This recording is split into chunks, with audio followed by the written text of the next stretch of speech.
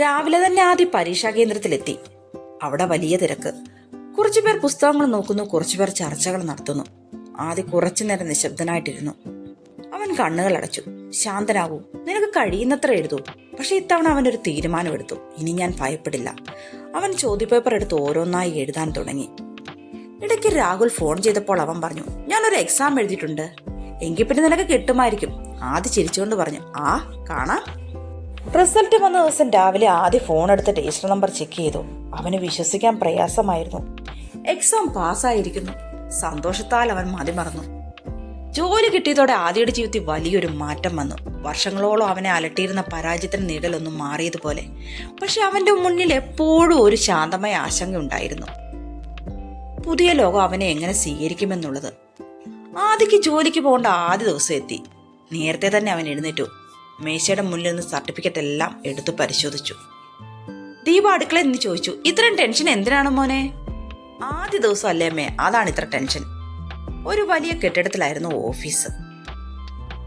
അവന്റെ ഹൃദയം വേഗത്തിലിടിക്കാൻ തുടങ്ങി. എല്ലാവരും എന്നെ നോക്കുന്നുണ്ടോ എന്നായിരുന്നു അവന്റെ ആദ്യത്തെ സംശയം. അവൻ തന്റെ കസേരയിൽ പോയിരുന്നു. അവന്റെ തൊട്ടടുത്തിരുന്ന ആൾ വന്നിട്ട് ചോദിച്ചു, പുതിയ ആളാണല്ലേ? എന്റെ പേര് സഞ്ജയ്, താങ്കളുടെ പേര്? ആദിത്യൻ. ഞങ്ങളുടെ ടീമിലേക്ക് സ്വാഗതം. സഹപ്രവർത്തകർ ഓരോരുത്തരെ വന്ന് പരിചയപ്പെട്ടു തുടങ്ങി. ലഞ്ച് സമയത്ത് സഞ്ജയ് ചോദിച്ചു, ഞങ്ങളോടൊപ്പം കാനിന് ഫുഡ് കഴിക്കാൻ വരുന്നോ? ആദി പറഞ്ഞു, വേണ്ട, ഞാൻ ഫുഡ് കൊണ്ടുവന്നിട്ടുണ്ട്, ഇവിടെ ഇരുന്ന് കഴിച്ചോളാം. സഞ്ജയ് ചിരിച്ചുകൊണ്ട് അങ്ങ് പോയി. ദിവസങ്ങൾ കഴിഞ്ഞപ്പോൾ എല്ലാവർക്കും മനസ്സിലായി ആദി ആൾക്കാരുമായി സഹകരിക്കുന്ന കാര്യത്തിൽ വളരെ പിന്നിലാണെന്ന്. ഒരു ദിവസം ഓഫീസിൽ ഒരു ചെറിയ ചർച്ച നടന്നു. സഞ്ജയ് പറഞ്ഞു, ഈ ഫയൽ നാളെ തന്നെ തീർക്കണം. മറ്റൊരു സഹപ്രവർത്തകൻ അവനോട് ചോദിച്ചു, ആദിത്യ, നിന്റെ അഭിപ്രായം എന്താണ്? ആദി കുറച്ചു സമയം മിണ്ടാതെ നിന്നു. ഇങ്ങനെ ചെയ്താൽ വളരെ നല്ലതാണ്. അവൻ വിശദമായി അതിനെപ്പറ്റി പറഞ്ഞു കൊടുത്തു. എല്ലാവരും അവനെ ഒന്ന് നോക്കി. ആദിത്യൻ വളരെ പെർഫെക്ഷനിസ്റ്റ് ആണല്ലോ. എല്ലാവർക്കും ആദ്യം ഇഷ്ടമായി. അവൻ നന്നായിട്ട് ജോലി ചെയ്യും. പതുക്കെ അവിടെയുള്ള മറ്റൊരു കാര്യം കൂടി ശ്രദ്ധിച്ചു. ആദിത്യന് ചെറിയ ചെറിയ പിഴവുകൾ കൂടി സഹിക്കാൻ പറ്റുന്നില്ല. ഒരു ദിവസം ഒരു സഹപ്രവർത്തകർ ഒരു റിപ്പോർട്ടിൽ ചെറിയൊരു പിഴവ് ചെയ്തു. ഇങ്ങനെ എഴുതുന്ന തെറ്റാണ്. ആദി തിരുത്തി. സഹപ്രവർത്തകൻ ചിരിയോടെ പറഞ്ഞു, ഞാനത് ശ്രദ്ധിച്ചില്ല. ആദി പക്ഷേ കുറച്ച് കടുപ്പത്തിൽ പറഞ്ഞു, ഇത്തരത്തിൽ തെറ്റുകൾ വലിയ പ്രശ്നങ്ങൾ ഉണ്ടാക്കാം. ഓഫീസിൽ എല്ലാവരും പതുക്കെ ആദിയിൽ നിന്ന് അല്പം അകലം പാലിക്കാൻ തുടങ്ങി. ഒരു 3 മണി കഴിഞ്ഞുള്ള സമയം. സഞ്ജയ് പറഞ്ഞു, നമുക്ക് പുറത്തുപോയി ചായ കുടിക്കാം. എന്നാൽ ആദിയെ ആരും വിളിച്ചില്ല. സഞ്ജയ് പറഞ്ഞു, അവനെ വിളിച്ചിട്ട് കാര്യമില്ല, അവൻ ആരുടെ ഒപ്പം വരില്ല. വൈകുന്നേരം വീട്ടിലെത്തിക്കഴിഞ്ഞപ്പോൾ ആദിയോട് അമ്മ പറഞ്ഞു, ഓഫീസ് ജോലിയൊക്കെ എങ്ങനെയുണ്ട് മോനെ? നന്നായിരിക്കുന്നമ്മേ. നിനക്ക് ഒരുപാട് സുഹൃത്തുക്കളൊക്കെ കിട്ടിയോ? ഒരുപാടൊന്നുമില്ല, കുറച്ചു പേരെ കിട്ടി. സുഹൃത്തുക്കൾ ഉണ്ടെങ്കിൽ ജോലി എളുപ്പമാവും. എനിക്ക് പെട്ടെന്ന് അധികം സുഹൃത്തുക്കളെ ഉണ്ടാക്കാൻ അറിയില്ല. നീ ചെറുപ്പം മുതൽ ഒറ്റയ്ക്ക് വളർന്നതാണ് മോനെ. അവന് കാര്യം മനസ്സിലായി. അവന്റെ ബാല്യത്തിലെ ചുറ്റുമുതൽ ഇപ്പോഴും അവനെ പിടിച്ചു നിർത്തുകയാണെന്ന്. മാസങ്ങൾക്ക് ശേഷം ഓഫീസിൽ പുതിയൊരാൾ ജോയിൻ ചെയ്തു. മോഡേൺ ഡ്രസ്, ആത്മവിശ്വാസം നിറഞ്ഞ മുഖം. അവളുടെ പേര് നേഹ. സഞ്ജയ് അവളെ എല്ലാവർക്കും പരിചയപ്പെടുത്തി. ഹലോ, നേഹ പറഞ്ഞു. ആദ്യം അവളെ പരിചയപ്പെട്ടു. നേഹയാണെങ്കിൽ എല്ലാവരുടെയും കൂളായിട്ട് ഇടപെടുന്ന ആളായിരുന്നു. അവൾ സംസാരിക്കുമ്പോൾ ആളുകൾക്ക് അവളോട് അടുപ്പം തോന്നും. ആദ്യ ദിവസം തന്നെ അവൾ എല്ലാവരുമായി പരിചയപ്പെട്ടു. പക്ഷെ ഒരാളോട് മാത്രം അവൾക്ക് കൗതുകം തോന്നി. ആദിത്യൻ. എപ്പോഴും ശാന്തമായിട്ടിരുന്ന് ജോലി ചെയ്യുന്നു. അധികം സംസാരിക്കുന്നില്ല, ആരോടും തമാശ പറയുന്നില്ല. ഒരു ദിവസം ഉച്ച സമയത്ത് ഓഫീസിലെ പലരും കാന്റീനിലേക്ക് പോയിരുന്നു. ആദ്യ തന്റെ മേശയിലിരുന്ന് ഫയൽ പരിശോധിച്ചുകൊണ്ടിരിക്കുകയായിരുന്നു. അപ്പോഴാണ് നേഹ അവന്റെ അരികിലേക്ക് വന്നത്. എപ്പോഴും നിങ്ങൾ ഇവിടെ ഇരുന്നാണ് ഫുഡ് കഴിക്കുന്നത്? അതെ. കാന്റീനിലേക്ക് എന്താണ് പോകാത്തത്? അധികം ആളുകളുള്ള സ്ഥലം എനിക്കിഷ്ടമല്ല. ചിരിയോടെ അവൾ പറഞ്ഞു, അങ്ങനെ ചിന്തിക്കുന്നത് ശരിയല്ല. ചിലപ്പോൾ കൂട്ടത്തിലിരിക്കുന്നത് നല്ലതാണ്. ആദ്യം ഒന്നും പറഞ്ഞില്ല. നേഹ വീണ്ടും ചോദിച്ചു, നിങ്ങൾക്കിവിടെ അധികം സുഹൃത്തുക്കളില്ലേ? അത്രയ്ക്കില്ല. അടുത്ത ദിവസങ്ങളിലൊക്കെ നേഹ ശ്രദ്ധിച്ചു, ആദ്യം വളരെ കൃത്യമായിട്ട് ജോലി ചെയ്യുന്ന ആളാണെന്ന്. ഒരു ഫയലും അവൻ പൂർണ്ണമായി പരിശോധിക്കാതെ വിടില്ല. ഒരു ദിവസം അവൾ പറഞ്ഞു, നിങ്ങൾ വളരെ പെർഫെക്റ്റ് ആയിട്ട് ജോലി ചെയ്യുന്ന ആളാണ്. ആദ്യ ചിരിയോടെ പറഞ്ഞു, ഞാൻ തെറ്റുകൾ ഇഷ്ടപ്പെടുന്നില്ല. അവൾ പറഞ്ഞു, ജീവിതത്തിലെല്ലാം പെർഫെക്റ്റ് ആവില്ലല്ലോ. ആ വാക്കുകൾ ആദിയുടെ മനസ്സിലൊരു നിമിഷം തറച്ചു. വർഷങ്ങൾ കടന്നുപോയി. നേഹയും ആദിത്യനും ഇപ്പോൾ നല്ല ഫ്രണ്ട്സാണ്. ഒരു ദിവസം ഓഫീസ് കഴിഞ്ഞ് നേഹയും ആദി ഒരുമിച്ചാണ് ബസ് സ്റ്റോപ്പിലേക്ക് വന്നത്. ആദിയോട് അവൾ ചോദിച്ചു, നിങ്ങൾ എന്താണ് എപ്പോഴും ഇങ്ങനെ സൈലന്റ് ആയിട്ടിരിക്കുന്നത്? ചെറുപ്പം മുതൽ അങ്ങനെ തന്നെയാണ്. എന്തിന്? എന്റെ മാതാപിതാക്കൾ ചെറുപ്പം മുതൽ എന്നോട് പഠനത്തിൽ ശ്രദ്ധിക്കാൻ പറഞ്ഞു. പുറത്തൊന്നും കളിക്കാൻ വിടുകയില്ലായിരുന്നു. അതുകൊണ്ട് എനിക്ക് സുഹൃത്തുക്കൾ കുറവാണ്. നേഹ തമാശയായിട്ട് പറഞ്ഞു. ആദ്യമൊരു മാറ്റം ആവശ്യമാണ് കേട്ടോ. പിന്നീട് അങ്ങോട്ട് അവരുടെ സൗഹൃദം സ്ട്രോങ് ആയിട്ട് മുന്നോട്ട് പോയി. നേഹയായത്തിനും പലപ്പോഴും കാന്റീനിലൊക്കെ പോകാൻ തുടങ്ങി. ഇവരെ കാണുമ്പോൾ സഞ്ജയ് പറയാറുണ്ട്, ആദിത്യ നീ മൊത്തത്തിൽ അങ്ങ് മാറിയല്ലോ. ആദി ചിരിക്കുക മാത്രം ചെയ്തു. ഒരു ദിവസം നേഹ ആദിയോട് പറഞ്ഞു, നിങ്ങളോട് സംസാരിക്കുമ്പോൾ എനിക്ക് എന്തോ ഒരു പ്രത്യേകത ഫീൽ ചെയ്യുന്നു. എനിക്കും തോന്നാറുണ്ട്, അവൻ പറഞ്ഞു. എനിക്ക് നിങ്ങളെ ഇഷ്ടമാണ്, നേഹ പറഞ്ഞു. ആദി കുറച്ചു നിമിഷം മിണ്ടാതെ നിന്നു. പിന്നീട് പറഞ്ഞു, എനിക്കും ഇഷ്ടമാണ്. തുടർച്ചയായുള്ള സംസാരത്തിലൂടെ നേഹയും ആദിത്യനും വിവാഹം കഴിക്കാമെന്നുള്ള തീരുമാനത്തിലെത്തുന്നു. കുറച്ചു മാസങ്ങൾക്ക് ശേഷം അവരുടെ വിവാഹം നടന്നു. നേഹ ഒരു മോഡേൺ ചിന്താഗതിയുള്ള പെൺകുട്ടിയായിരുന്നു. ജീവിതത്തെ വളരെ ലളിതമായി കാണുന്നവൾ. പക്ഷെ ആദിയുടെ ജീവിതത്തിൽ ഒരു കാര്യം മാത്രം മാറിയില്ല, അവന്റെ മാതാപിതാക്കളുടെ നിഴൽ. വിവാഹത്തിന് ശേഷവും ആദിയുടെ അച്ഛനും അമ്മയും ആദിയുടെ ജീവിതത്തിൽ ഓരോ കാര്യത്തിൽ ഇടപെട്ടു. നേഹ ഒരു ദിവസം ആദിയോട് പറഞ്ഞു, നമ്മുടെ ജീവിതത്തിലെ ചില തീരുമാനങ്ങൾ നമ്മൾ തന്നെ എടുക്കണം, നിന്റെ മാതാപിതാക്കൾ അല്ല എടുക്കേണ്ടത്. എന്റെ കാര്യത്തിൽ അവർ തീരുമാനങ്ങൾ എടുക്കുന്ന എന്റെ നല്ലതിനു വേണ്ടിയാണ്, ആദി അവളോട് പറഞ്ഞു. നേഹയുടെ മനസ്സിൽ അസ്വസ്ഥതയുണ്ടായി. ഒരു ദിവസം രാത്രി അവൾ പറഞ്ഞു, ആദി നമുക്ക് ഒറ്റയ്ക്ക് താമസിക്കണം, വേറൊരു വീടെടുത്ത് നമുക്ക് മാറാം, കാരണം നമ്മുടെ ജീവിതം നമ്മൾ തന്നെ ജീവിച്ചു തീർക്കണം. ആദി അമ്പരപ്പോടെ പറഞ്ഞു, ഇപ്പോൾ എന്തിനാണ് മാറുന്നത്? അവന്റെ മനസ്സിൽ വീണ്ടും ആ ചുറ്റുമതിൽ ഉയർന്നു. അവൻ ഒരിക്കലും ആ മതിലിന് പുറത്തേക്ക് ഇറങ്ങിയിട്ടില്ല. പക്ഷെ ഇപ്പോൾ അവന്റെ മുന്നിൽ വലിയൊരു ചോദ്യം നിലകൊണ്ടു. ഭാര്യയുടെയും മാതാപിതാക്കളുടെ ഇടയിൽ നിന്ന് ഞാൻ എങ്ങനെ ഈ പ്രശ്നം പരിഹരിക്കും? അവൻ ആകെപ്പാടെ അസ്വസ്ഥനായി. വിവാഹം കഴിഞ്ഞുള്ള ആദ്യ ദിവസങ്ങൾ വളരെ സന്തോഷകരമായിരുന്നു. നേഹയുടെ ചിരി ആ വീട്ടിൽ പുതിയൊരു പ്രകാശം കൊണ്ടുവന്നു. അവൾ എപ്പോഴും ചിരിച്ച് സന്തോഷിച്ചു ആ വീട്ടിൽ ജീവൻ നിറയ്ക്കുന്ന ആളായിരുന്നു. ആദിയുടെ അമ്മ എപ്പോഴും പറയും, നേഹ വന്നതോടുകൂടി ഈ വീട്ടിലെ ശബ്ദത്തിന്റെ അളവ് കൂടിയെന്ന്. നേഹ ചിരിച്ചുകൊണ്ട് പറയും, ആന്റി ഈ വീട് സൈലന്റ് ആയിട്ടിരുന്ന ബോറടിക്കും. അച്ഛൻ പറയും, അത് ശരിയാണ്. പക്ഷെ ആ ചിരികളുടെ പിന്നെ ചെറിയൊരു അസ്വസ്ഥത വളരാൻ തുടങ്ങി. ഒരു വൈകുന്നേരം നേഹയായത്തിനും പുറത്തു പോകാൻ തയ്യാറാവുകയായിരുന്നു. നേഹ ആദിയോട് പറഞ്ഞു, നമുക്കൊരു സിനിമ കാണാൻ പോകാം. അവൻ സമ്മതിച്ചു. പെട്ടെന്ന് തന്നെ റെഡിയായി. ആദി അമ്മയോട് പറഞ്ഞു, ഞങ്ങൾ പുറത്തോട്ടൊന്ന് പോവുകയാണ്, ഒരു സിനിമ കാണണം. അപ്പോൾ ദീപ പറഞ്ഞു, അവധി കിട്ടുന്ന ദിവസം വീട്ടിലിരുന്നു കൂടെ, എല്ലാവരുടെയും ഒപ്പം ഇരിക്കുന്നത് നല്ലതല്ലേ? ആദി ഉടനെ പറഞ്ഞു, നേഹ നമുക്ക് വേറൊരു ദിവസം പോകാം. നേഹ ഒരക്ഷരവും മിണ്ടിയില്ല.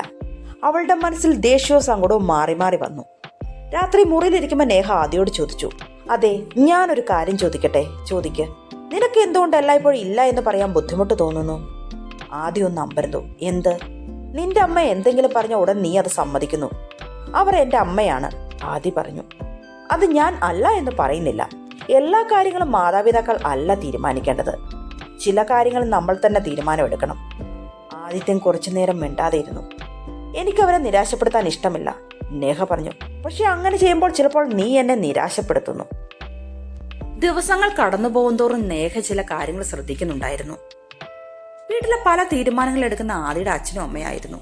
ഒരു ദിവസം അവൾ പറഞ്ഞു, ആദി നമുക്ക് മാറി താമസിക്കാം. ഇപ്പോൾ ഇവിടെ ഒന്ന് മാറേണ്ട ആവശ്യം എന്താണ്? ആദി ആശങ്കയോടെ ചോദിച്ചു. കാരണം നമ്മൾ സ്വന്തം ജീവിതം ജീവിക്കണം. ഇത് നമ്മുടെ വീടല്ലേ? അതെ, പക്ഷെ ഇവിടുത്തെ തീരുമാനം മുഴുവൻ നമ്മുടേതല്ല. ഒരു ദിവസം ദീപ വിവേകിനോട് പറഞ്ഞു, നേഹയ്ക്ക് ഈ വീട്ടിൽ ബുദ്ധിമുട്ടുകൾ ഉണ്ടെന്ന് തോന്നുന്നു. എന്തിന്? അല്ല, മിക്ക സമയങ്ങളും അവൾ തനിച്ചിരിക്കുകയാണ് ചെയ്യുന്നത്. അച്ഛൻ പറഞ്ഞു, പുതിയ വീടല്ലേ, പതുക്കെ എല്ലാം ശരിയാവും. ഒരു ദിവസം രാത്രി നേഹയാഹത്തിന് മുറിയിലിരുന്ന് സംസാരിക്കുകയായിരുന്നു. അവൾ പറഞ്ഞു, ആദി ഞാൻ നിന്നെ കുറ്റപ്പെടുത്തുന്നില്ല, പക്ഷെ നീ ഒരു കാര്യം മനസ്സിലാക്കണം. എന്താണ് മനസ്സിലാക്കേണ്ടത്? നീ ഇപ്പോഴും നിന്റെ അച്ഛന്റെ അമ്മയുടെ ലോകത്താണ്. അതിലെന്താ ഇത്ര പ്രശ്നം?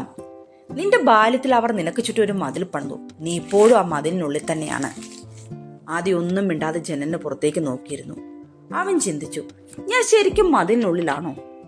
ആ രാത്രി ആദിക്ക് ഉറങ്ങാൻ കഴിഞ്ഞിരുന്നില്ല. അവന്റെ മനസ്സിലേക്ക് ബാല്യം ഓടി വന്നു. പുസ്തകങ്ങൾ, പസിലുകൾ, ഒറ്റപ്പെട്ട ദിവസങ്ങൾ. അവന്റെ മനസ്സിലേക്ക് പതുക്കെ പതുക്കെ ചില സത്യങ്ങൾ തെളിഞ്ഞു വന്നു. അവൻ ജീവിതം മുഴുവൻ മറ്റുള്ളവരുടെ പ്രതീക്ഷകൾ നിറവേറ്റാൻ ശ്രമിച്ചു. പക്ഷെ ഇപ്പോൾ അവന്റെ മുന്നിൽ വലിയൊരു ചോദ്യം. മാതാപിതാക്കളോടൊപ്പം ഇവിടെ ജീവിക്കണോ, അതോ നേഹയോടൊപ്പം ഇവിടെ നിന്ന് മാറി താമസിക്കണോ? ഉറങ്ങാതെ അവൻ മുകളിലേക്ക് നോക്കിക്കിടന്നു. ലൈറ്റ് ഓഫ് ചെയ്തിട്ട് അവൻ കിടക്കയിൽ തന്നെ കണ്ണും തുറന്നു കിടന്നു. അപ്പോൾ നേഹ അവന്റെ അടുത്ത് വന്ന് സുഖമായി കിടന്നുറങ്ങി. ആദിയുടെ മനസ്സിലേക്ക് പഴയ ഓർമ്മകളെല്ലാം കടന്നു വന്നു. കുഞ്ഞായിരുന്നപ്പോൾ അവൻ പുറത്തു കളിക്കാൻ പോകണമെന്ന് പറഞ്ഞ ദിവസം അമ്മ പറഞ്ഞത്, ആദ്യം പസിൽ തീർക്കണം. കസിൻസ് കളിച്ചിരിക്കുമ്പോൾ അവൻ മാത്രം പുസ്തകത്തിന് മുമ്പിൽ ഇരുന്നിരുന്ന ദിവസം. അമ്മ പറഞ്ഞ വാക്ക് വീണ്ടും അവന്റെ മനസ്സിൽ മുഴങ്ങി. നീ തോൽക്കാൻ പാടില്ല. ആ വാക്കുകൾ വർഷങ്ങളോളം അവന്റെ ജീവിതത്തെ നിയന്ത്രിച്ചിരുന്നു. പക്ഷെ ഇപ്പോൾ അവൻ മറ്റൊരു കാര്യം മനസ്സിലാക്കാൻ തുടങ്ങിയിരുന്നു. അവന്റെ ജീവിതം മുഴുവൻ മറ്റുള്ളവരുടെ പ്രതീക്ഷകൾക്കായി ജീവിക്കുകയായിരുന്നു. അടുത്ത ദിവസം രാവിലെ നേഹ അടുക്കളയിൽ ഭക്ഷണം ഉണ്ടായിക്കൊണ്ടിരിക്കുകയായിരുന്നു. അപ്പോൾ അവിടേക്ക് ആദി വന്നിട്ട് പറഞ്ഞു, നേഹ, നീ ഇന്നലെ പറഞ്ഞ കാര്യങ്ങൾ ഞാൻ ചിന്തിച്ചു. എന്ത് കാര്യം? നീ ഇന്നലെ പറഞ്ഞ മതിലിനെ കുറിച്ച്. നീ പറഞ്ഞത് ശരിയാണ്. ഞാൻ ഇത്രയും നാളും മതിലിനുള്ളിൽ തന്നെയായിരുന്നു. നേഹയുടെ കണ്ണുകളിൽ ചെറിയൊരു ആശ്വാസം. എനിക്ക് സമാധാനമായി. നിനക്ക് ഞാൻ പറഞ്ഞത് മനസ്സിലാക്കാൻ കഴിഞ്ഞത് തന്നെ വലിയ കാര്യമാണ്. അടുത്ത ദിവസം രാവിലെ ആദിയുടെ അച്ഛൻ ഹാളിൽ ഇരുന്ന് പത്രം വായിക്കുകയായിരുന്നു. എനിക്കൊരു കാര്യം പറയാനുണ്ട്. എന്താണ് മോനെ? നേഹയും ഞാനും വേറൊരു വീട്ടിലേക്ക് മാറി താമസിക്കാൻ ആഗ്രഹിക്കുന്നു. അടുക്കളയിൽ നിന്ന് ജോലി ചെയ്തുകൊണ്ടിരുന്ന ദീപ ഇത് കേട്ട് ഓടി വന്നു. അച്ഛൻ ചോദിച്ചു, ഇപ്പോൾ എന്താണ് മാറി താമസിക്കണമെന്ന് തോന്നാൻ കാരണം? ഞങ്ങൾ എന്തെങ്കിലും തെറ്റ് ചെയ്തിട്ടാണോ നീ അങ്ങനെ ഒരു തീരുമാനമെടുത്തത്? അല്ലമ്മേ, നിങ്ങൾ ഒരു തെറ്റും ചെയ്തിട്ടില്ല, വിവേക് പതുക്കെ ചോദിച്ചു. പിന്നെ എന്താണ് അങ്ങനെ ഒരു തീരുമാനമെടുത്തത്? എന്റെ ജീവിതം മുഴുവൻ എങ്ങനെയാകണമെന്ന് തീരുമാനിച്ചത് നിങ്ങളാണ്. പക്ഷെ ഇനിയെങ്കിലും എന്റെ ജീവിതം ഞാൻ തന്നെ ജീവിച്ചു പഠിക്കണം. മോനെ, ഞങ്ങൾ ചെയ്ത ഓരോന്നും നിന്റെ നല്ലതിനു വേണ്ടിയായിരുന്നു. എല്ലാം എനിക്കറിയാം അമ്മേ. വിവേക പത്രം തിരികെ മേശയിലേക്ക് വെച്ചു. അയാൾ ആദ്യം നോക്കിയിട്ട് പറഞ്ഞു, നീ പറഞ്ഞത് ശരിയാണ്. ഞങ്ങൾ നിന്നെ വളർത്തുമ്പോൾ ഒരു കാര്യം മാത്രമേ ചിന്തിച്ചിരുന്നുള്ളൂ, നീ എല്ലായിടത്തും വിജയിക്കണമെന്ന്. അതിനുവേണ്ടി നിന്നോട് ഞങ്ങൾ കർശനമായിട്ട് പെരുമാറി. അമ്മയുടെ കണ്ണിൽ നിന്ന് കണ്ണുനീർ ഒഴുകിക്കൊണ്ടേയിരുന്നു. ദീപ ചോദിച്ചു, നീ ഞങ്ങളെ വിട്ടു പോകുവാണോ മോനെ? ആദ്യം അമ്മയുടെ കൈ പിടിച്ചിട്ട് പറഞ്ഞു, ഞാൻ നിങ്ങളെ വിട്ടിട്ട് പോകില്ലമ്മേ. പിന്നെ എന്റെ ജീവിതം ഇവിടെ തുടങ്ങിയാണ്. ദീപയുടെ കണ്ണിൽ നിന്ന് കണ്ണുനീർ ഒഴുകിക്കൊണ്ടിരുന്നു. നീ സന്തോഷമായിട്ടിരിക്കണം, അതാണ് ഞങ്ങൾക്ക് വേണ്ടത്. കുറച്ചു ദിവസങ്ങൾക്ക് ശേഷം ആദിയും നേഹയും പുതിയ വീട്ടിലേക്ക് താമസം മാറി. അത്ര വലിയ വീടൊന്നുമല്ല, പക്ഷേ അവിടെ ഒരു പ്രത്യേക സ്വാതന്ത്ര്യം ഉണ്ടായിരുന്നു. ജനലിനരികിൽ നിൽക്കുന്ന ആദിയുടെ അരികിലേക്ക് വന്നിട്ട് നേഹ ചോദിച്ചു, നിനക്കിപ്പോൾ എന്തു തോന്നുന്നു? ആദി പുറത്തേക്ക് നോക്കി നിന്നു. പുറത്തു കുട്ടികൾ ക്രിക്കറ്റ് കളിക്കുന്നുണ്ടായിരുന്നു. ഇപ്പോൾ എനിക്ക് തോന്നുന്നു ആദ്യമായി ഞാൻ സ്വതന്ത്രനായി എന്ന്. നേഹ പൊട്ടിച്ചിരിയോടെ പറഞ്ഞു, അപ്പോൾ മതിൽ പൊളിഞ്ഞല്ലേ? അതെ, പക്ഷെ അതിന്റെ അവശിഷ്ടങ്ങൾ ഇപ്പോഴും എന്റെ ഉള്ളിലുണ്ട്. പുതിയ വീട്ടിലേക്ക് മാറിയ ആദ്യ ദിവസം വീട് അത്ര വലിയതൊന്നുമല്ലായിരുന്നു. 2 ചെറിയ മുറികൾ, ഒരു ഹാള്, ഒരു അടുക്കള. പക്ഷെ അവിടെ സ്വാതന്ത്ര്യം ഉണ്ടായിരുന്നു. പുറത്തുനിന്നുള്ള സൂര്യപ്രകാശം മുഖത്തടിച്ചപ്പോൾ അവൻ ചിന്തിച്ചു, ജീവിതത്തിൽ ആദ്യമായി തന്നെക്കുറിച്ചൊരു തീരുമാനം താൻ എടുത്തല്ലോ. അടുത്തടുത്ത ദിവസങ്ങൾ പെട്ടെന്ന് തന്നെ മുന്നോട്ട് പോയി. നേഹ ആ വീട്ടിൽ ചെറിയ ചെറിയ മാറ്റങ്ങൾ വരുത്തി. ഈ ഭിത്തിയിൽ ഒരു പടം വയ്ക്കട്ടെ എന്ന് അവൾ അവനോട് ചോദിക്കുന്നു. എന്തിനാണ് നീ ചോദിക്കുന്നത്? ഇത് നമ്മുടെ വീടല്ലേ? നേഹ പറഞ്ഞു. ഇങ്ങനെ കേൾക്കുമ്പോൾ തന്നെ ഒരു പ്രത്യേക സന്തോഷമുണ്ട്. ഓഫീസിലും പതുക്കെ മാറ്റങ്ങൾ വരാൻ തുടങ്ങി. സഞ്ജയ് പറഞ്ഞു, ആദിത്യ, നീ അങ്ങ് മാറിപ്പോയല്ലോ. അങ്ങനെ തോന്നുന്നുണ്ടോ? മുൻപൊക്കെ നീ വളരെ സീരിയസ് ആയിരുന്നു, ഇപ്പോൾ അങ്ങനെയല്ല, ഒന്ന് ചിരിക്കുകയെങ്കിലും ചെയ്യുന്നുണ്ടല്ലോ. അതെ, ഞാനിപ്പോൾ ജീവിതത്തെക്കുറിച്ച് ഈസി ആയിട്ട് കാണാൻ പഠിക്കുകയാണ്. അത് നല്ലതാണ്, സഞ്ജയ് ചിരിച്ചുകൊണ്ട് പറഞ്ഞു. ഒരു ദിവസം നേഹ പറഞ്ഞു, നമുക്ക് ആദിയുടെ വീട്ടിൽ പോയി മാതാപിതാക്കളെ കാണാം. വീട്ടിൽ ചെന്നപ്പോൾ ആദി പറഞ്ഞു, ഞാൻ നിങ്ങളെ 2 പേരെയും പറ്റി എപ്പോഴും ചിന്തിക്കാറുണ്ട്. നിങ്ങൾ എനിക്ക് വേണ്ടി എല്ലാം ചെയ്തു തന്നിട്ടുള്ളവരാണ്. ദീപയ്ക്ക് ഇത് കേട്ടപ്പോൾ സങ്കടം വന്നു. തിരികെ മടങ്ങാൻ നേരം അവൻ വീട്ടിലേക്ക് തിരിഞ്ഞു നോക്കി. അവൻ ചിന്തിച്ചു, ഈ വീട്ടിൽ തന്നെയാണ് എന്റെ ബാല്യം, ഈ വീട്ടിൽ തന്നെയാണ് എന്റെ വിജയങ്ങൾ, ഭയങ്ങൾ എല്ലാം ഉണ്ടായത്. പക്ഷെ ഞാനിപ്പോൾ മറ്റൊരു മനുഷ്യനായി മാറിയിരിക്കുന്നു. ഒരു ദിവസം നേഹ ചോദിച്ചു, ആദി, നിനക്കിപ്പോൾ എന്താണ് തോന്നുന്നത്?